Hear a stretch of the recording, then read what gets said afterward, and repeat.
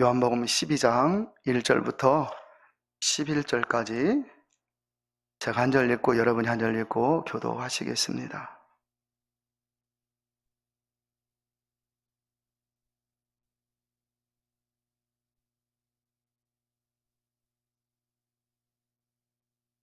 요한복음 12장 1절부터 11절까지 제가 한 절 읽고 여러분이 한 절 읽고 교도하겠습니다. 6월절 엿새 전에 예수께서 베다니에 이르시니 이곳은 예수께서 죽은 자 가운데서 살리신 나사로에 있는 곳이라.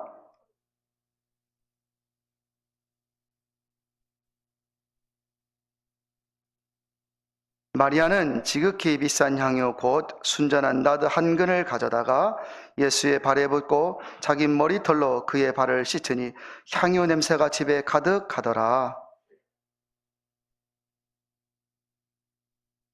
이 향유를 어찌하여 300데나리온에 팔아 가난한 자들에게 주지 아니하였느냐 하니,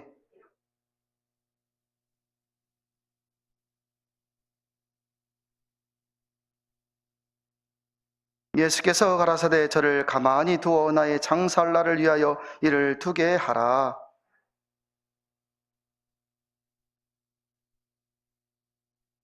유대인의 큰 무리가 예수께서 여기 계신 줄을 알고 오니 이는 예수만 위함이 아니요 죽은 자 가운데서 살리신 나사로도 보려 함이로라. 같이 합니다. 나사로 가닥에 많은 유대인이 가서 예수를 믿음이로라. 아멘. 기독교는 생명의 종교입니다. 여러분 혹시 마음속에 그것이 믿어지십니까? 기독교는 생명의 종교 맞습니다. 세상에 수많은 종교 있습니다. 전라북도만 해도 원불교가 얼마나 득세하고 있습니까? 우리나라는 전통적으로 불교 문화권에 있었습니다. 이슬람교도 들어온다 그래요. 외국의 이단 종교들이 얼마나 많습니까? 그러나 이단들 이교 말고 우리 기독교는 정말 생명의 종교입니다. 생명의 종교이니 그래서 핍박을 받습니다. 지금도 동남아시아나 이슬람권 수많은 나라에서 목숨을 걸고 선교하는 선교사님들, 또 목숨을 걸고 예수님을 믿는 사람들이 얼마나 많습니까? 그것이 들통나고 밝혀진다면, 그래서 이슬람권에 있는 선교사들은 이름을 안 밝힙니다. 그냥 성만 하고 땡땡 이렇게 하고 주소도 안 밝힙니다. 혹시 그것이 들통나면 엄청난 불이익, 위협을 당할 수 있기 때문에 지금도 그렇게 선교를 하고 있습니다. 지금 아프가니스탄, 몇 년 전에 서울 샘물교회 배영규 그 목사님이라는 분이 가서 순교당한 곳이잖아요. 탈레반에게. 그런데 이 아프가니스탄이라는 나라가 탈레반이라는 지금 아주 호전적인 극단적인 사람들에 의하여 점령이 되었습니다. 탈레반은 모든 외국인들에게 8월 31일 내일 모레까지 다 떠나라 하였습니다. 떠나지 아니하면 목숨을 보장하지 못한다 하였습니다. 아프가니스탄은 지금까지 20여 년 넘게 민주주의 문화권에 속하여 자유롭게 사람들이 살았습니다. 여성들은 공부하고, 당연히 공부하는 거 아니었습니다. 공부를 못했습니다. 그런데 공부하고 막 천으로 뒤집어 쓰고 부르카라고 해서 그 쓰고 다니던 것을 좀 벗고 이렇게 좀 자유롭게 지냈는데, 이 탈레반은 이제부터는 모든 것을 이슬람법으로 나라를 다스리겠다고 선포를 했습니다.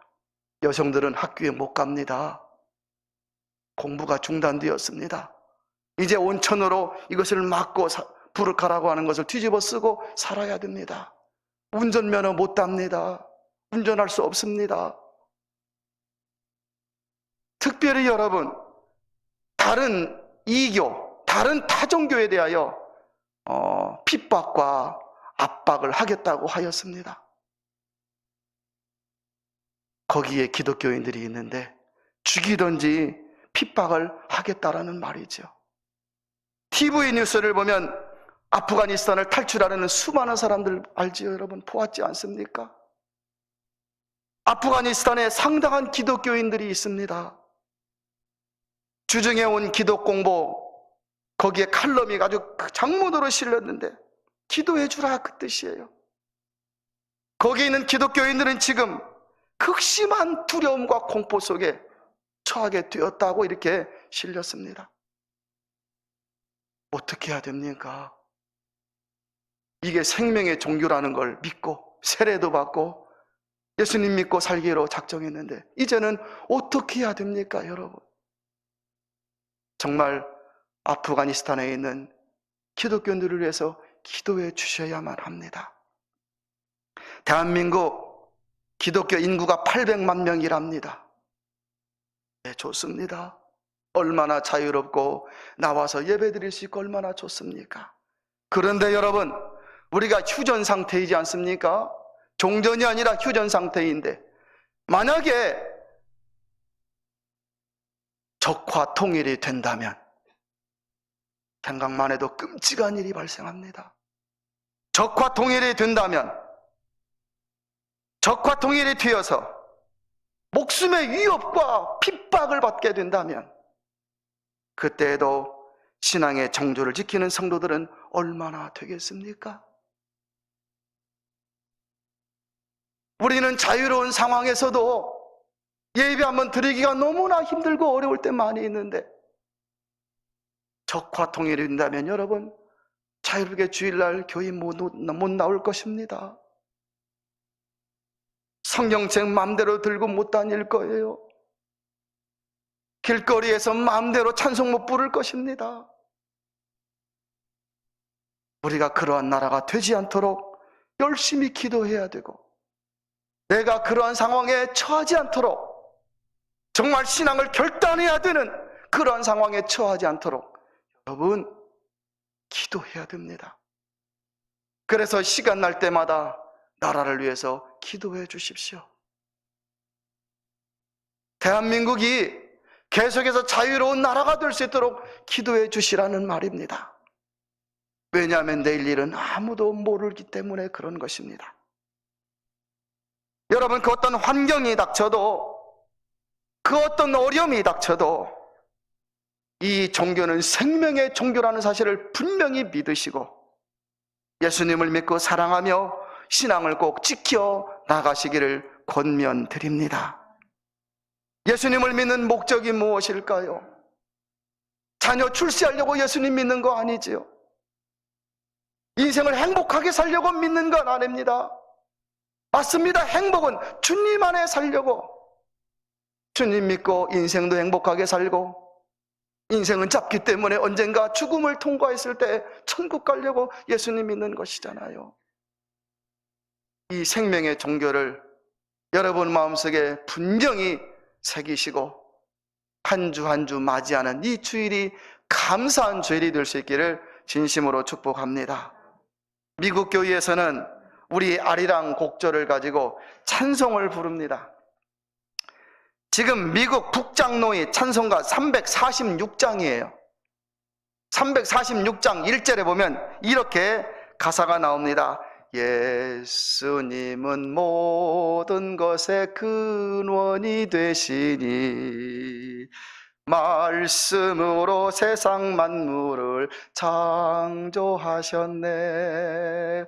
주는 교회의 머리가 되시니 죽음 권세 이기신 우리 구세주. 참 우리 아리랑 곡조로 이렇게 찬송가를 부르는 그 미국 성도들의 모습을 보았는데요, 얼마나 진지한지.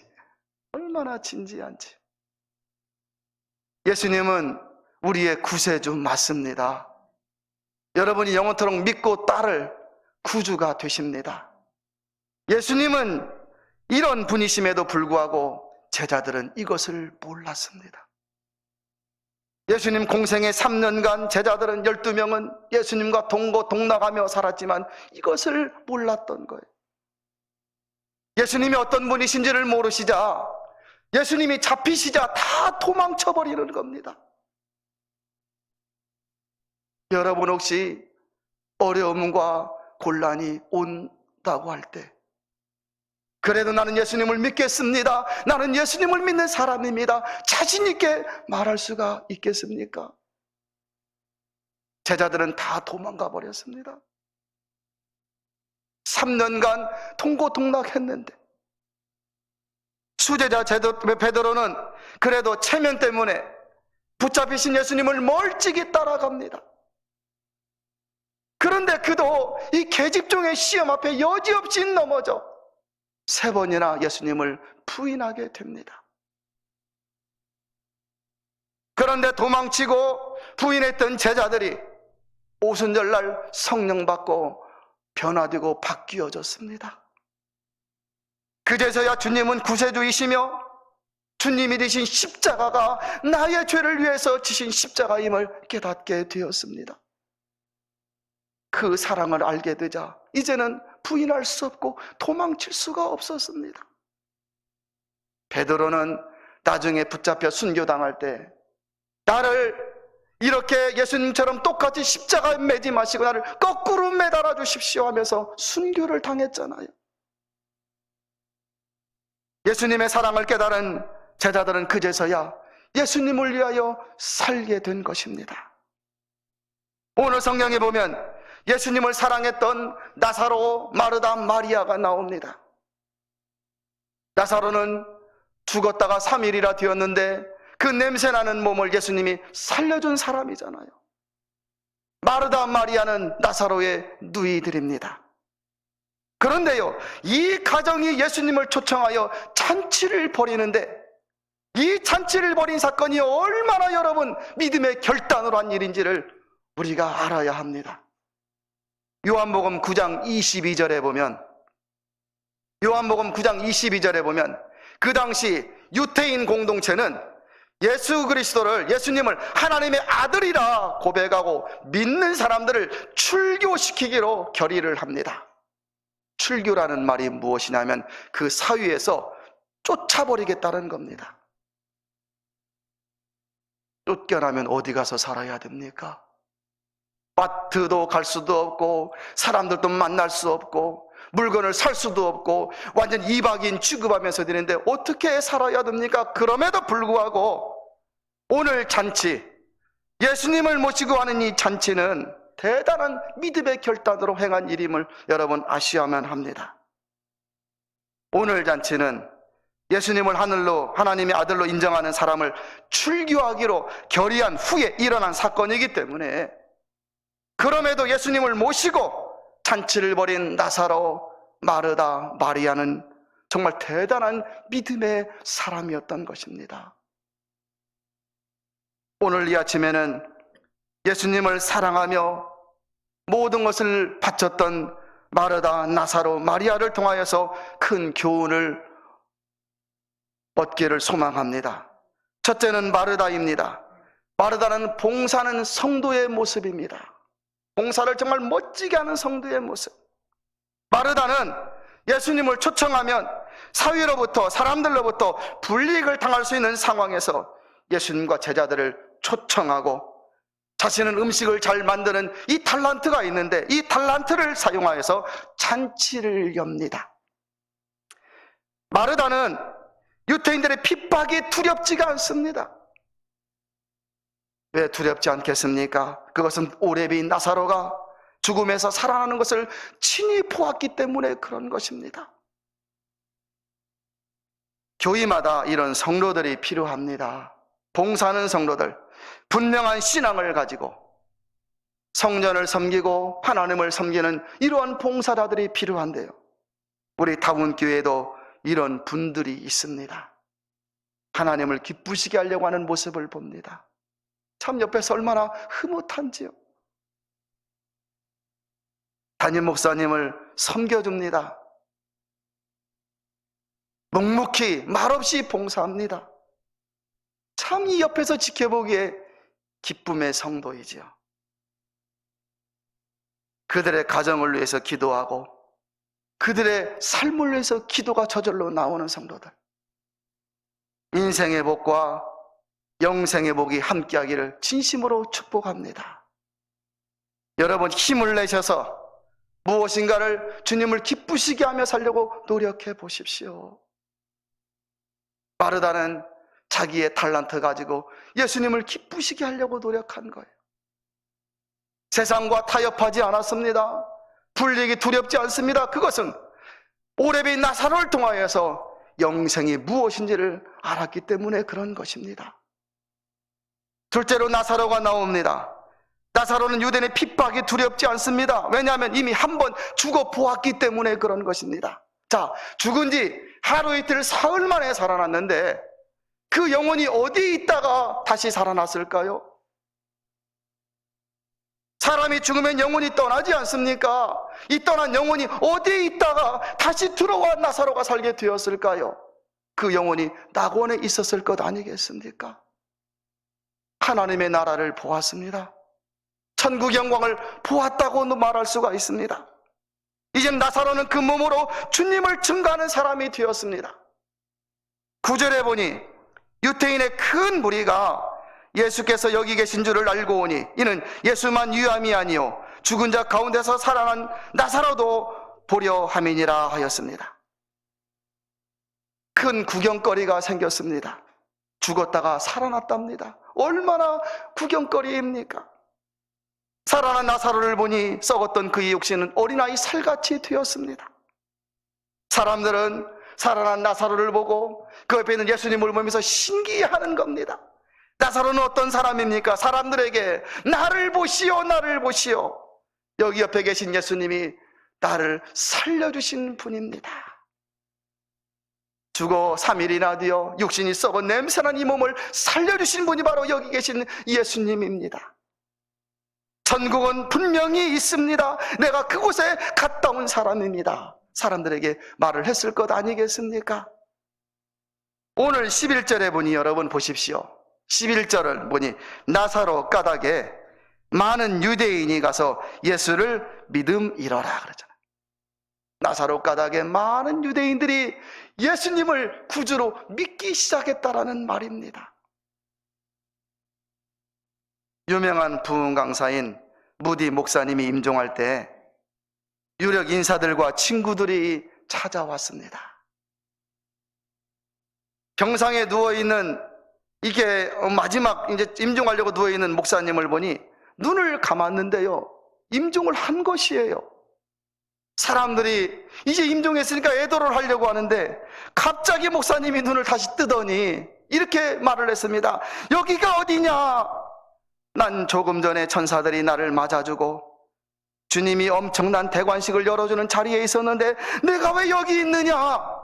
하면서 그러다가 옆에 있는 사모님 아내를 발견하고 여보, 천국에서 당신을 기다릴 것이요.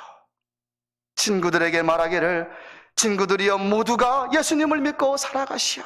이 말을 하고 임종을 했답니다. 그 모습을 지켜본 친구들, 친척들이 다 예수님을 믿게 되었습니다. 저도 소원이 하나 있습니다.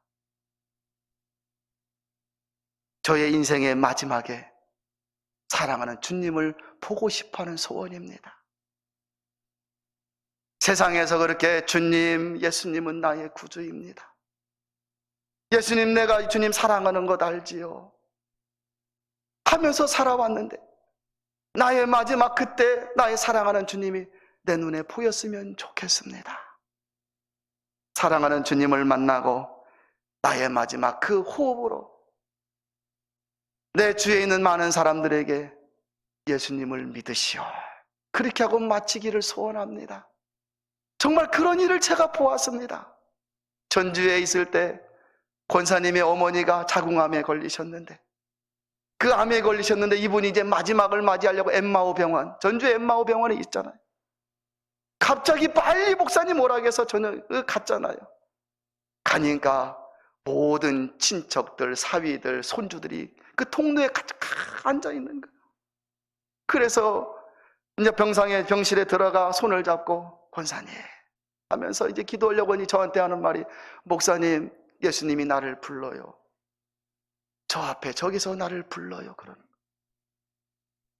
그러면서 예수님이 뭐라고 했냐면 손주들 불러서 다 기도해 주라 그랬대요. 그래서 딸들, 가족들, 사위들 다 이렇게 손주들 기도해 주는 거예요. 그렇게 해주고 이제 기도받고 가족들은 다 통로에 있고 저는 속에 들어가서 이제 권사님 참 그 사랑했던 예수님이 보이니 얼마나 좋아요. 제 눈에는 안 보이잖아요. 그래서 거기서 기도해 주었어요. 얼마나 행복해하는지 여러분. 저도 마지막에 그런 마지막 되면 얼마나 좋을까 막 소원합니다. 나사로 때문에 사람들이 예수님을 믿게 되었습니다. 나사로는 그 몸으로 삶으로 예수님을 증거하는 사람이 되었습니다. 여러분 때문에 여러분의 친구가, 여러분 때문에 여러분의 가족이, 여러분 때문에 여러분의 이웃이 예수님을 믿는 역사가 일어나기를 진심으로 축복합니다. 마지막 셋째로 마리아가 있습니다. 마르다는 봉사하는 성도의 모습, 나사로는 전도하는 성도의 모습, 이 마리아는 헌신하는 성도의 모습입니다. 봉사하십시오, 예배를 드리십시오 막 끊임없이 말을 해도 여러분 이것이 안 될 때가 많잖아요. 예배가 복입니다. 예배 드리는 것이 정말 인생의 복입니다. 그런데요, 여러분 좋으셔서 나오시고 기뻐서 나오시고 하나님께 무엇인가 마음을 드린다는 게 얼마나 좋은 것인지 그렇게 나오셔서 하나님께 드릴 때 이 자발적으로 하는 것이 헌신이 됩니다. 마리아를 보십시오. 오레비가 살아난 것을 보았습니다. 마리아 자신도 하나님께 주님께 은혜를 받고 사랑을 받았습니다. 그러니 자발적으로 300데나리온이나 되는 비싼 향유, 원 1데나리온이 하루 노동자 일당이라 그래요. 300데나리온이면 300일 일당이 되는 겁니다. 하루 일당을 50만 원으로 치면 300데나리온은 1,500만 원이 드는 것이고 하루 일당을 10만 원으로 치면 300데나리온은 3천만 원이 드는 겁니다. 그 귀한 향유, 어쩌면 그냥 일하면서 그 모은 향유일 수 있는데 그것을 주님에게 가지고 와 주님의 발에 붓고 눈물을 흘리며 자기의 머리털로 주님의 발을 씻어 주었습니다. 그러다 옆에 있던 가룟 유다가 그 비싼 향유를 300데나리온에 팔아 굳이 하는데 사용하지 않았다라고 책망을 합니다. 이것은 예수님의 사랑을 아는 자와 모르는 자의 차이입니다. 가룟 유다는 예수님을 3년간 따라다녔지만 예수님을 모르는 것, 예수님이 어떤 분이신지 모르는 겁니다. 목적에 있어서 따라다녔으니 그렇지요. 돈통을 맡으려고 따라다녔으니 그렇지 여러분. 수십 년 예수님을 믿어도 내가 예수님의 사랑이 무엇이고 예수님을 왜 믿는 것인지 모르고 살아갈 때가 얼마나 많습니까? 가룟 유다는 3년간이나 따라다니면서 주님 옆에서 동고동 나가며 기적도 보고 죽은 자를 살리시는 모습도 보았고 능력도 보았지만 예수님이 어떤 분이신지를 몰랐던 거예요. 은혜를 모르니 드릴 줄도 모릅니다. 은혜를 모르니 섬길 줄도 모릅니다. 은혜를 모르니 헌신이 무엇인지 알지 못하는 겁니다. 신앙의 중요한 원리가 무엇일까요?